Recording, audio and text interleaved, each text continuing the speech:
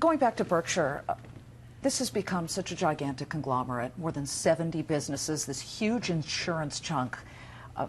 Bill, you as a board member, if shareholders started to say, wait a minute, maybe you should spin off a portion of it, well, I guess I should ask you guys first because you run it, but if the shareholders started to say, spin off a chunk to unlock shareholder value, what would you say to that? Well, we would say that over time, we think there's more value that will be created per share by keeping the companies intact and adding to them. It gives us a flexibility in capital allocation that if we had a See's Candy all by itself or a Buffalo News all by itself, it would be a much less efficient operation in terms of the aggregate wealth that would be created from this group of companies. So that's a no, Charlie? Yeah, it's a no. Bill, but then if the shareholders come to you and say, hey, you're on the board, we think if he spun off the insurance part of this, will you at least bring it to the table, would you? Well, Berkshire, I think, has done a great job of saying what it's about and how it works. And the idea that when businesses are brought into the Berkshire fold, that they're treated in the same cherished way that the original owner of that business thought about it. I think that's a huge benefit, and we wouldn't go against that.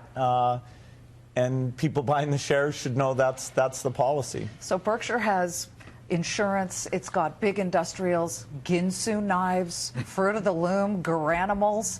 You can't convince him to buy a tech company, a high-tech company, Bill? No, I think he's very wise in sticking to businesses that have a more predictable future. You don't even really have a smartphone. You've got a cell phone, though, right? I got a new cell phone the other day, the one that Alexander Graham Bell gave me. I traded in. What kind is it? I don't know. I just told my daughter got so ashamed of what I was pulling out of my pocket, and I don't carry that often, but she just said, you've got to let me turn it in. So the old one had pistons in it. It was something like that, yeah. You said somebody gave you an iPad, but you didn't keep it? I don't have any of that sort of thing. That must make you happy, Bill. I'm pro-technology. You're pro-technology. Well, it was a year ago you were sitting here and you said that Microsoft would shelve its smartphone plans, yet true to your word, you said it would possibly come back, and sure enough, in April, there's a deal with Nokia to put forth a smartphone to take on the iPhone. How are you going to beat the iPhone at Microsoft and Nokia? Well, Microsoft's doing some very innovative work in that space. They fell somewhat behind in market share, and that's got them being a little bit scrappy about their ideas. They got great reviews for the latest version. New hardware's coming out, and then there's a even better version coming next year.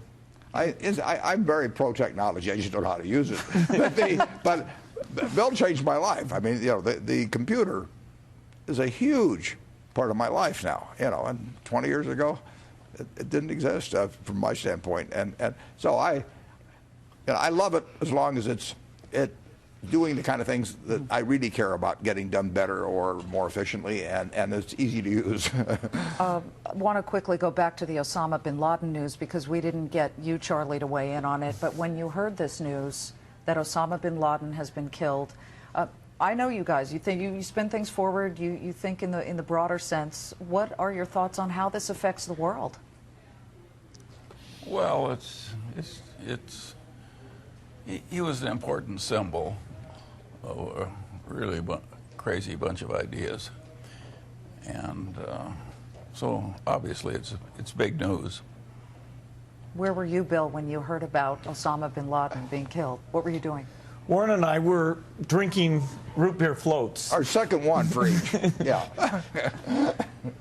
Yeah, we were at Piccolo's, and we were on our second root beer float, and each. So you were on a sugar high anyway. But we were elated. What did you think about the news? Well, I think a lot about what's going on in Pakistan because that's one of the few places we still have kids getting polio and getting paralyzed. And so I'm hopeful that this will strengthen the activities that go on there. It's a very, very important quest, and Pakistan has to do its part in eliminating that disease. And eliminating terrorism. Does this make the world a more stable place, Warren? Well, it goes in that direction, but the world is not a stable place, and it won't be a stable place. I mean, we will we will have to be on guard against people who think similarly. They may not have been as effective as Osama bin Laden was in the past, but there will be forever lots of evil people in the world, and lots of them will have their intentions directed toward the United States, and this country can never give up being vigilant. Not only do we have those types of threats, but we have the tsunamis and the earthquakes. You talked about over the weekend how that affected the insurance business. But let's talk about nuclear energy. There was great fear in the wake of that. Do you think it was overdone, Charlie? Do you think nuclear is an important piece of the energy picture? I know Berkshire has some nuclear business. Well, that's a very interesting question. All of our nuclear plants have more of those rods in storage than the plants in Japan that caused all the trouble. They'd all be quite susceptible to various terrorist acts. So nuclear energy has some special dangers that the other technologies don't. And I think when you have something this dramatic, it makes people worry more about the dangers. So I would not bet on a huge worldwide increase in nuclear plants. Would you, Warren? Well, I wouldn't, as I said, when it happened, I think the world should go more toward nuclear. And we're getting 20% of our power from nuclear power. I get my power partly from an OPPD plant that's located near here that's nuclear. But I think that as a practical matter, that this dramatic event will slow down probably rather dramatically the development of nuclear power. Bill, you have an investment and a personal interest in nuclear power. I believe you're part of TerraPower, which is trying to do nuclear reactors smaller, smarter, cheaper, and safer, perhaps. And the nuclear core doesn't run so hot. How close are you to scaling this up and making it a reality for the rest of the world? Well, if things go well, in the next 10 years, there'll be a pilot plant built to show that the safety and economics of that new nuclear design can be a lot better. The key thing I'd say is that we need innovations in energy, and whether it's solar power, wind power, both cost, safety, and environmental things need to be improved. And so you don't want to rule nuclear out, because there are ways of improving it that could make it a very good choice in the energy portfolio.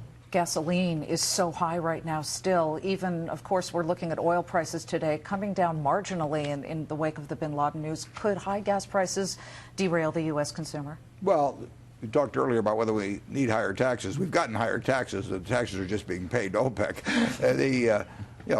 When the price of gasoline or the price of crude oil goes up, that is a tax on the American public, and it just doesn't go to Washington. So it will not derail, in my view, the comeback of the economy, but it's a decided negative.